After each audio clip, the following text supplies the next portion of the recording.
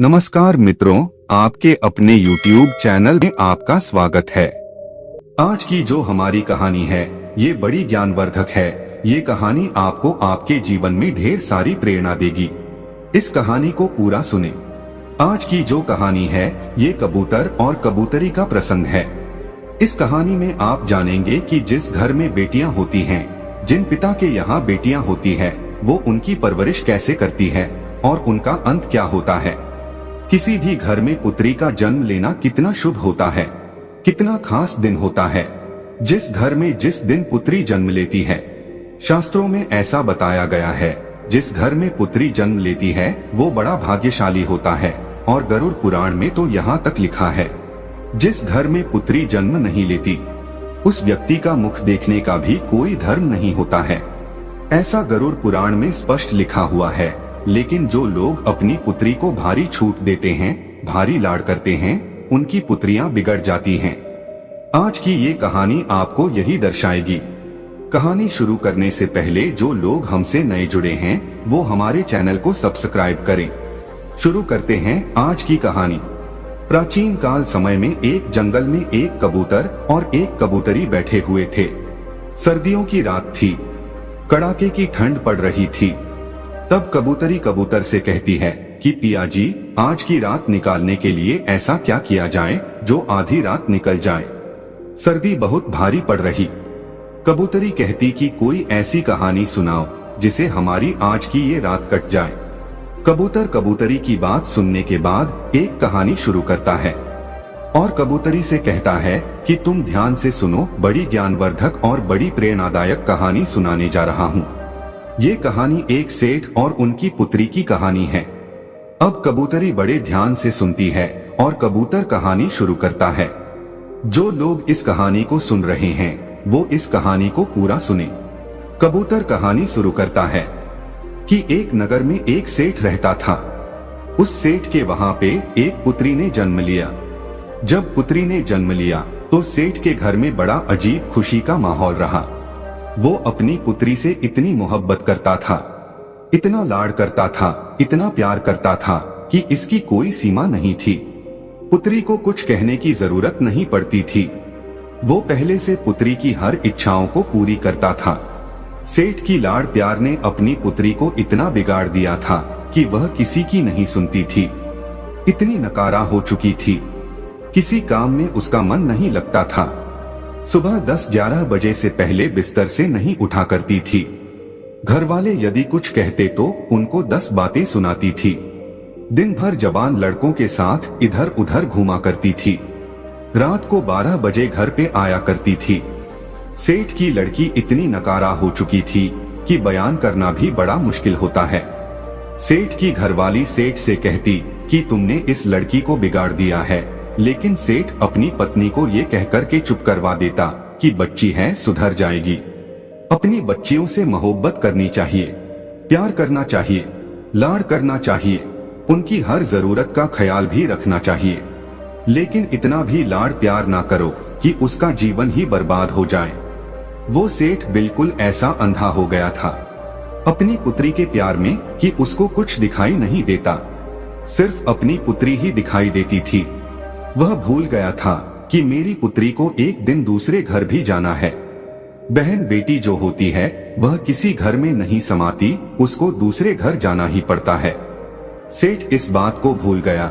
सेठ अपनी पुत्री से इतनी मोहब्बत करता था कि उसको कभी डांटता भी नहीं था। यदि कोई दूसरा भी, यदि उसकी माँ, उसके भाई वगैरह भी डांट दे तो उनसे भी सेठ लड़ता था, मना करता था। वो यही कहता कि अभी बच्ची है, सुधर जाएगी। अपनी पुत्री को हमेशा अच्छे संस्कार देना चाहिए। हर माता पिता को अच्छी तरह से मालूम होता है कि उनकी पुत्री को एक दिन जवान होने के बाद दूसरे घर में जाना पड़ता है। पुत्री की हर गलती को माता पिता सहन कर सकते हैं, लेकिन ससुराल वाले कभी भी बर्दाश्त नहीं करते हैं। इसलिए पुत्री को अच्छे संस्कार दो। कबूतर कबूतरी से इस बात को कह रहा है और कबूतरी ध्यान से सुन रही है। कबूतर आगे कहता है कि अब सेठ की बच्ची जवान हो चुकी थी। अब सेठ को एक चिंता सताने लगी थी कि कोई अच्छा सा वर, अच्छा सा रिश्ता ढूंढ के और मेरी पुत्री की मैं शादी करूं। यह सपना हर माता पिता का होता है जिस घर में लड़कियां जन्म लेती हैं। हर माता पिता का ये सपना होता है कि वो अपनी पुत्री की अच्छे घर में शादी करे और उसका अच्छा घर बस जाए। अब सेठ भी इसी चिंता को लेकर बड़ा दुखी रहने लगा। सेठ अपनी पुत्री के लिए अच्छे अच्छे रिश्ते ढूंढता, अच्छे रिश्तों की तलाश करता। अंततः उसको एक अच्छा रिश्ता मिल जाता है और सेठ अपनी पुत्री की शादी बड़ी धूमधाम से कर देता है। अच्छा सारा धन दे करके अपनी पुत्री को विदा करता है। जब उसकी पुत्री ससुराल में जाती है तो 10 दिन बाद ही अपने पिता को फोन कर देती है और पिता से कहती है कि पिताजी इसी वक्त आप मुझे लेने के लिए आ जाइए। आपने मुझे कैसे नरक में डाल दिया है, मैं इस नरक में 1 मिनट भी नहीं रहना चाहती हूँ। सेठ अपनी पुत्री की बात सुनने के बाद बड़ा चिंतित होता है, बड़ा दुखी होता। सेठ सोचने लगता है कि रिश्ता तो मैंने बिल्कुल सही ढूंढा था, बिल्कुल काबिल लोग थे, लेकिन पुत्री कह रही है कि बिल्कुल नरक में डाल दिया है। ऐसा 10 दिन में ऐसी कौन सी आफत आ गई है जिसके कारण मेरी पुत्री ऐसा कह रही है। सेठ थोड़ा चिंतित होता है और अपनी पुत्री के ससुराल में पहुंच जाता है। यदि हमारी पुत्री के लक्षण ठीक होते हैं, हमारी पुत्री सही होती है और उसके संस्कार बिल्कुल सही होते हैं, तो पुत्री के ससुराल में पुत्री के पिता को बड़ा मान सम्मान दिया जाता है, उसको आदर दिया जाता है, उसका सम्मान किया जाता है। लेकिन जब वो सेठ अपनी पुत्री के ससुराल में पहुंचा तो उसको कोई मान सम्मान नहीं मिला। कोई उसे राम राम करने के लिए तैयार नहीं था, कोई उसको आदर देने के लिए तैयार नहीं था। फिर जब अपनी पुत्री के ससुराल में पहुंचता है तो सबसे पहले उसकी समधन मिलती है, यानी उसकी पुत्री की सास मिलती है। अपनी समधन से जाकर कि वह राम राम करता है, जय श्री राम करता है, लेकिन वो भी मुंह फुला लेती है और कुछ जवाब नहीं देती है। सेठ फिर अपने समधी से मिलता है, समधी से जय श्री राम कहता है, नमस्कार करता है, लेकिन वो भी कोई जवाब नहीं देता है।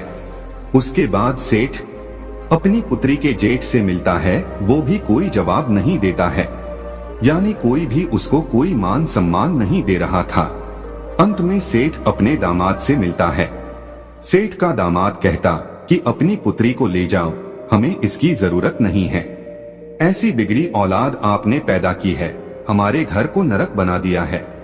इसको तुरंत इसी वक्त यहाँ से ले जाओ, जो तुमने दहेज वगैरह दिया है उसका बैठ के हिसाब कर लो, हमें इसकी जरूरत नहीं है।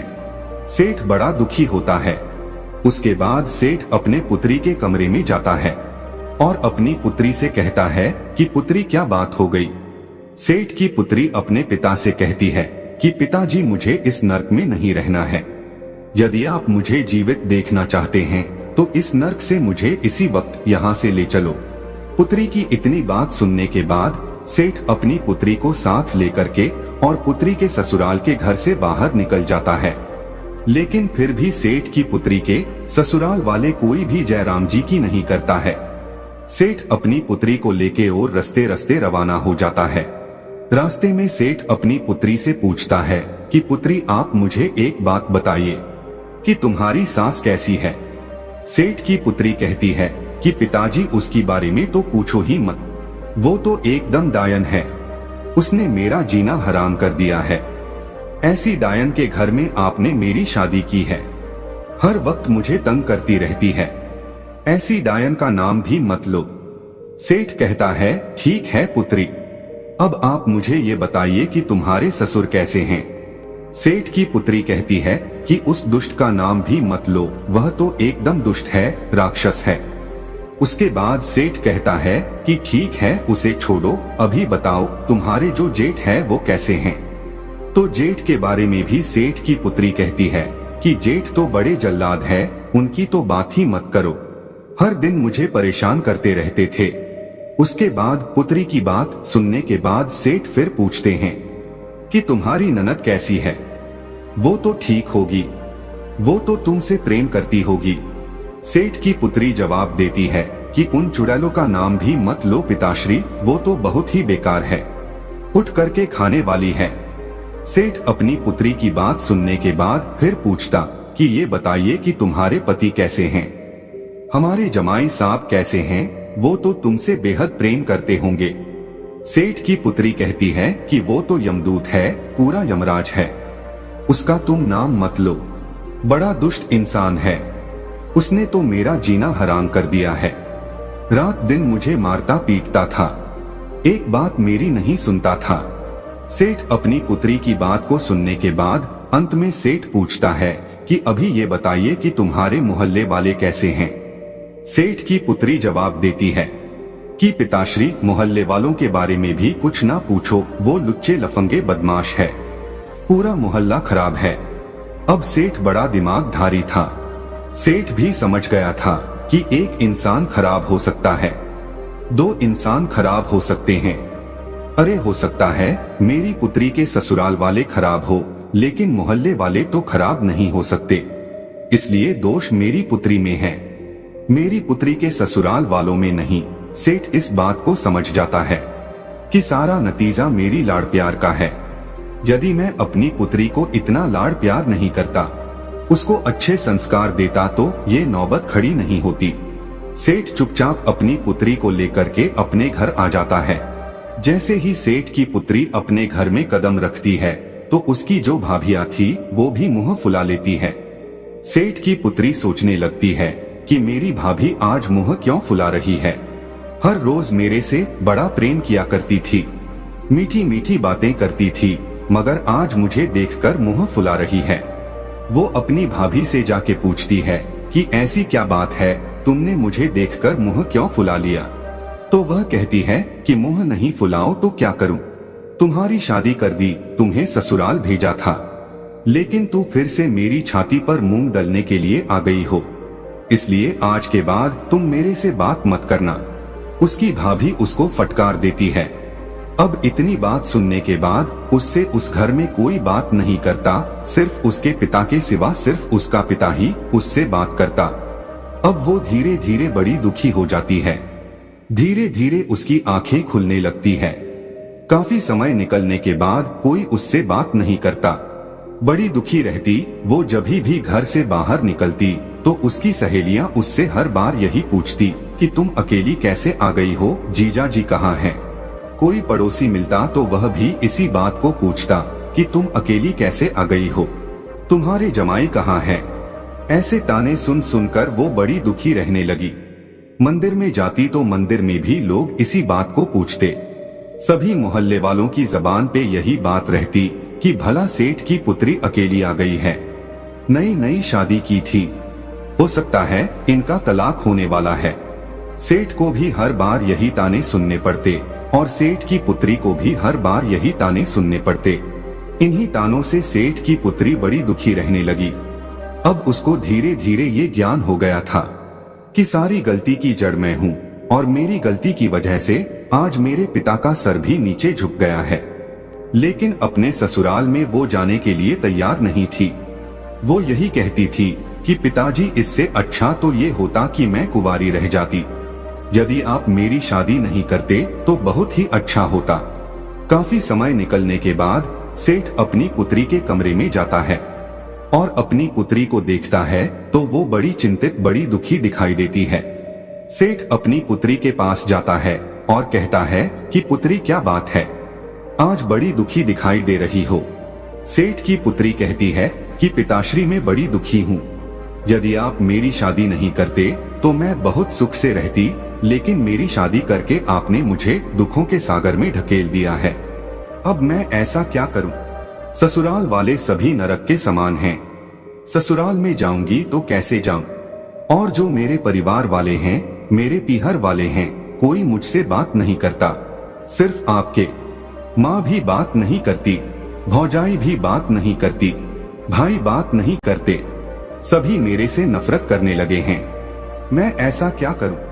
मैं करूं तो क्या करूं? उसका पिता अपनी पुत्री से कहता कि पुत्री, हमारे नगर में एक बहुत बड़े विद्वान पहुंचे हुए साधु आए हैं, एक संत आए हैं, तुम्हारी समस्या को लेकर मैं उनके पास गया था तो उन्होंने मुझे एक उपाय बताया है। यदि तुम इस उपाय को करती हो तो 6 महीने के अंदर तुम्हारे सभी ससुराल वाले तुम्हारी मुट्ठी में होंगे और तुम्हारे इशारे पर नाचेंगे। इतनी बात पिता की सुनकर वो लड़की बड़ी खुश होती है। कहती है पिताश्री 6 महीने में मेरी मुट्ठी में आ जाएंगे। बोले हाँ 6 महीने में तुम्हारी मुट्ठी में आ जाएंगे। तो कहती हैं कि पिताश्री वो उपाय मुझे जल्दी से बताइए, मैं उपाय को जरूर करूंगी। उस लड़की का पिता अपनी पुत्री को उपाय बताता है और कहता है कि 6 महीने तक एक मंत्र का जाप करना है और साधना करनी है। यदि तुम इस कार्य को करती हो तो मात्र 6 महीने में तुम्हारे सभी ससुराल वाले, तुम्हारे पति, तुम्हारे जेठ, तुम्हारे ससुर, तुम्हारी सास, सभी तुम्हारी मुट्ठी में होंगे और तुम्हारे इशारे पर नाचेंगे। जैसा तुम कहोगी वैसा ही होगा। तुम उस घर की रानी बन जाओगी, तुम उस घर की मालकिन बन जाओगी। पुत्री बड़ी खुश होती है, लेकिन कहती कि पिताजी ये तंत्र मंत्र वाला काम मेरे से नहीं होता है, कोई सादा सुगम रास्ता मेरे को बताइए। सेठ फिर कहता कि ठीक है पुत्री, यदि तुम मंत्र का जाप नहीं कर सकती तो मंत्र का जाप मैं करूंगा, तुम सिर्फ साधना कर लेना। पुत्री कहती कि साधना कैसे की जाती है? सेठ बताता है कि साधना आपको इस तरीके से करनी है, तुम्हें 6 महीने तक बिल्कुल मौन रहना है। तुमसे कोई भी कुछ कहे बिल्कुल जवाब नहीं देना है। हर इंसान की बात को सुननी है, हर इंसान के पैर को छूना है, यही साधना होती है। सेठ की पुत्री कहती कि पिताश्री मात्र 6 महीने में हो जाएगा ना, इससे ज्यादा मेरे से नहीं हो पाएगा। लेकिन सेठ कहता है कि हाँ बिल्कुल 6 महीने में हो जाएगा। सेठ की पुत्री तैयार हो जाती है। सेठ अपनी पुत्री को लेके फिर से पुत्री के ससुराल में जाता है। जैसे सेठ पुत्री के ससुराल में जाता है तो सामने उसे अपनी पुत्री की सास नजर आती है। वो उसे बुरी तरह फटकारती है, कहती है कि तुम पहले आए थे तभी मना कर दिया था कि तुम्हारी पुत्री की हमें जरूरत नहीं है, इसे वापस ले जाओ। ऐसी बिगड़ी हुई औलाद आपने पैदा की है, इसकी हमें जरूरत नहीं है। उसको बुरी तरह फटकारती है। कोई रामा श्यामा नहीं, कोई आदर भाव नहीं, कोई मान सम्मान नहीं। अपनी सास की ऐसी हरकतों को देखकर उस सेठ की लड़की भारी गुस्सा करती है। लेकिन सेठ अपनी पुत्री से इशारों में कहता है कि पुत्री तुम्हें साधना करनी है, साधना का ध्यान रखो, 6 महीने तुम्हें मौन रहना है, जो भी कुछ कहे सबकी आज्ञा का पालन करना है। लेकिन फिर भी कहते हैं ना कि पुत्री का पिता हमेशा सिर झुका के रहना पड़ता है, इसलिए वह सर झुका के सारी बात को सुनता है और अपनी समधिन से कहता कि बहन जी गलती हर इंसान से होती है, इससे भी गलती हुई, इसको एक मौका जरूर दिया जाए। अब ये सुधर गई है, अब ये ऐसा कुछ नहीं करेगी। काफी विनती करने के बाद उस लड़की की सास मानती है और राजी होती है कि ठीक है, यदि सुधर गई है तो मात्र 6 महीने तक इसके आदर भाव देखूंगी, उसके बाद इसको वापस भेज दूंगी और जिंदगी में दोबारा कभी नहीं अपनाऊंगी। लेकिन सेठ सह स्वीकार करता कि ठीक है, आप 6 महीने तक इसको अपने घर में रखिए। ये बिल्कुल शांत स्वभाव की हो गई है, बिल्कुल सुधर गई है। सेठ अपनी पुत्री को उसके ससुराल में छोड़ करके आ जाता है। सेठ की पुत्री अपने ससुराल में रहने लग जाती है। जा करके अपनी सास के पांव छूती है। सास बड़ी आश्चर्यचकित होती है कि कुछ दिनों पहले तो ये बहुत भड़क रही थी, किसी की एक नहीं सुनती थी, हम पे हुकुम चलाती थी, बैठे बैठे खाती थी, लेकिन आज ये मेरे पांव कैसे पड़ रही है। वो बड़ी आश्चर्यचकित होती है। सेठ की पुत्री कहती है कि मां जी मुझे आशीर्वाद दीजिए, आपका आशीर्वाद मेरे लिए बहुत महत्वपूर्ण है। यदि आप मुझे आशीर्वाद देंगी तो मेरी साधना सफल हो जाएगी। उसकी सास उसको आशीर्वाद देती है कि ठीक है, तुम खुश रहो। अब वो अपने घर में रहने लगती है।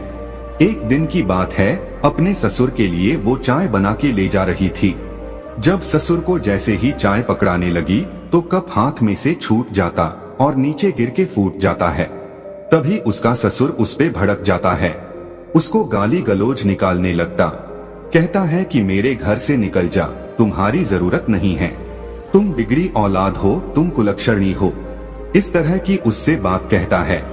अब सेठ की पुत्री मन ही मन इस बात को सोचती है कि यदि मेरे पिता मंत्र का जाप नहीं कर रहे होते तो इसी कप से मैं तेरा सर फोड़ देती, लेकिन क्या करूं, मैं साधना कर रही हूं, चुप रहने की, मेरे पिता मंत्र का जाप कर रहे हैं, इसलिए तुम्हारी इतनी बात सुननी पड़ रही है। उस सेठ की पुत्री से जब भी कोई कुछ कहता उसको गुस्सा तो बहुत आता, बहुत चिड़चिड़ापन होता, लेकिन क्या करे, उनके पिता की बातें याद आ जाती कि तुम्हें 6 महीने तक साधना करनी है, चुप रहना है और मैं मंत्र जाप करूंगा। तो इसी बात को सोचकर वह चुप रह जाती, अपने गुस्से पर काबू करती। इसी तरीके से वे बड़ी मुश्किल से अपने गुस्से पर काबू पाया और धीरे धीरे उसका घर बार बसने लगा। उनको यकीन होने लगा कि अब ये सुधर गई है, बड़ी मुश्किल से उसका घर बार बसा है। 6 महीने बाद वो गर्भवती हो जाती है, 9 महीने बाद वो माँ बन जाती है। अब उसकी गृहस्थी बड़े आराम से चल रही थी। इसीलिए कहते हैं कि अपनी पुत्री को बेइंतहा लाड करना, उसको सर पे चढ़ाना बड़ा खतरनाक साबित होता है। हाँ, अपनी पुत्री को प्रेम करो, मोहब्बत करो, हर चीज का ख्याल रखो, लेकिन इतना भी सर पे ना चढ़ावो कि एक दिन तुम्हें भारी पड़ जाए और उसका भी जीवन बर्बाद हो जाए। कबूतर अपनी कहानी अब समाप्त करता है। प्रिय दर्शकों, अपनी पुत्री को हमेशा अच्छे संस्कार देना चाहिए। हर माता पिता को ये अच्छी तरह मालूम होता है कि उनकी पुत्री को एक दिन जवान होने के बाद दूसरे घर में जाना पड़ता है। पुत्री की हर गलती को माता पिता सहन कर सकते हैं, लेकिन ससुराल वाले कभी भी बर्दाश्त नहीं करते हैं। इसलिए पुत्री को अच्छे संस्कार दो। हम उम्मीद करते हैं कि इस कहानी से आप ढेर सारी प्रेरणा लेंगे। तो दोस्तों, यह कहानी आपको कैसी लगी हमें कमेंट सेक्शन में जरूर बताना, और अच्छी लगी हो तो इस चैनल को सब्सक्राइब जरूर कर लेना।